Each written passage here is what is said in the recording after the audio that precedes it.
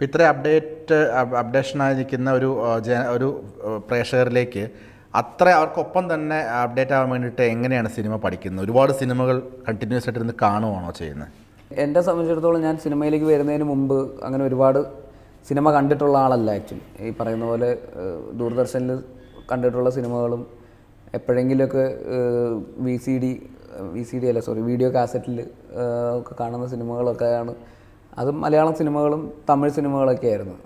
അപ്പോൾ ഒരുപാട് സിനിമകൾ കണ്ട് വന്ന ഒരാളല്ല ബേസിക്കലി. അപ്പോൾ സിനിമയിലേക്ക് ആദ്യമായിട്ട് വരുമ്പോൾ, ഒരു അസിസ്റ്റൻറ്റ് ഡയറക്ടറായിട്ടൊക്കെ വരുമ്പോൾ എനിക്ക് ഭയങ്കര പേടിയായിരുന്നു. കാരണം ഇപ്പോൾ തിര എന്ന് പറയുന്ന സിനിമയിൽ അസിസ്റ്റൻറ്റ് ഡയറക്ടറായിട്ട് കയറി. അപ്പോൾ അതിൻ്റെ കൂടെയുള്ള നമ്മുടെ കൂടെ ഉണ്ടായിരുന്ന അസിസ്റ്റൻറ്റ് ഡയറക്ടേഴ്സും ബാക്കി ടെക്നീഷ്യൻസൊക്കെ സംസാരിക്കുന്ന സിനിമകളെക്കുറിച്ചും അവർ വലിയ വലിയ സിനിമകളെക്കുറിച്ചൊക്കെ സംസാരിക്കുന്നത് കേൾക്കുമ്പോൾ നമുക്ക് പേടിയാവുമായിരുന്നു. ഞാൻ ഇവിടുന്ന് ഓടിപ്പോയാലോ എന്ന് തോന്നും.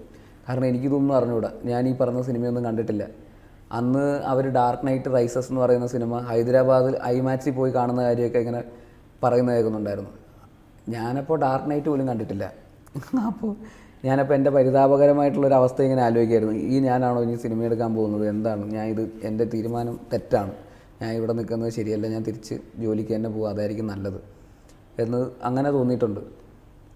പക്ഷേ ആ ഇൻസെക്യൂരിറ്റിയാണ് എന്താ പറയുക, എന്നെ കൂടുതൽ, അതായത് ഓക്കെ ഇല്ല, അങ്ങനെ വിട്ടുകൊടുക്കാൻ പറ്റില്ല, ഞാനിത് പഠിച്ചേ പറ്റുള്ളൂ, ഇത് ഞാൻ പഠിക്കും എന്നുള്ള രീതിയിൽ കൂടുതൽ പുഷ് ചെയ്ത് ഇതെല്ലാം കാണാനൊക്കെ ഉള്ള എഫേർട്ട് എടുക്കാൻ തുടങ്ങി. അങ്ങനെ സിനിമകൾ കാണാൻ തുടങ്ങി. അങ്ങനെ ഈ ഓൺലൈനിലേക്ക് അങ്ങ് ഇറങ്ങി. ഓൺലൈൻ എന്ന് പറയുന്ന സ്പേസ്, അതായത് ഇപ്പം നേരത്തെ പറഞ്ഞ കാര്യം തന്നെയാണ്. ഇപ്പോൾ പിള്ളേർ ഓൺലൈനിലുള്ള സ്പേസ് കാരണം തന്നെയാണ് അവർ അത്രയും അപ്ഡേറ്റഡ് ആവുന്നത്. അത് തന്നെയാണ് ഞാനും ചെയ്തത്.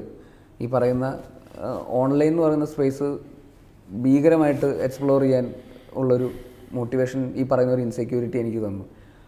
അങ്ങനെ നമ്മളൊരു കമ്പ്യൂട്ടർ എടുത്തിട്ട് നമ്മൾ സെർച്ച് ചെയ്ത് തുടങ്ങുകയാണ് ഓരോന്ന്. ഇതിങ്ങനെ നമ്മളെ ഒന്നിന്ന് അടുത്തയിലേക്ക് കൊണ്ടുപോകും, ഇതിൽ നിന്ന് അടുത്തയിലേക്ക് കൊണ്ടുപോകും, നമ്മൾ അടുത്തയിലേക്ക് കൊണ്ടുപോകും.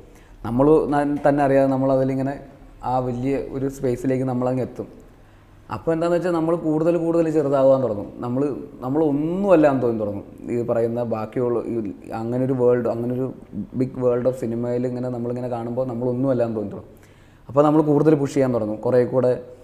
അപ്പോൾ ഞാൻ ഈ ടൈം ടേബിളൊക്കെ വെച്ചിട്ടൊക്കെയാണ് പഠിക്കുക. സിനിമ പഠിക്കുന്ന പോലെ സ്കൂളിലൊക്കെ നമ്മളങ്ങനെ പഠിക്കാറുണ്ട്. ഞാൻ അങ്ങനെ ഒരു സ്കൂൾ അധ്യാപകരുടെ, എൻ്റെ അച്ഛനും അമ്മയും അധ്യാപകരാണ്. അപ്പോൾ അങ്ങനത്തെ ഒരു സാഹചര്യത്തിൽ കൂടെ കോമ്പറ്റിറ്റീവായിട്ടുള്ള ഒരു ലേണിംഗ് പ്രോസസ്സിൽ കൂടെയാണ് നമ്മൾ കടന്നു വന്നിട്ടുള്ളത്.